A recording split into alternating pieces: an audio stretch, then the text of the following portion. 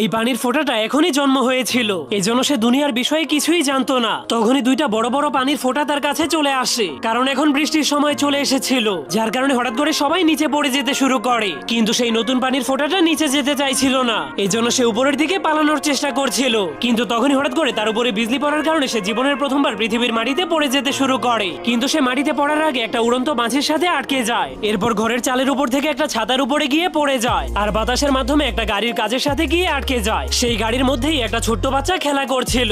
তখন সেই পানির ফোঁটাটা জীবনের প্রথমবার কোনো মানুষকে দেখেছিল। কিন্তু তখনই সে স্লিপ কেটে নিচে পড়ে যেতে শুরু করে। কিন্তু সেই পানির ফোঁটাটা অনেক কষ্ট করে নিজেকে থামিয়ে দিয়ে আবারও উপরে যেতে শুরু করে দেয়। তখন পানির ফোঁটাকে উপরের দিকে যেতে দেখে সেই গাড়ির মধ্যে বসে থাকা ছোট্ট মেয়েটা অনেক অবাক হয়ে যায়। এই জন্য সে তাকে ছোঁয়ার জন্য যখনই সামনের দিকে হাত বাড়িয়ে দেয়, তখনই সেখানে অনেক রোদ চলে আসে, যার কারণে সে বাষ্প হয়ে আবারও আকাশে চলে যায়। এরপর আবারও বৃষ্টির ফোঁটা হয়ে পৃথিবীতে গিয়ে দুনিয়াটাকে দেখার জন্য প্রস্তুত হয়ে যায়। তখনই সেখানে তার বন্ধু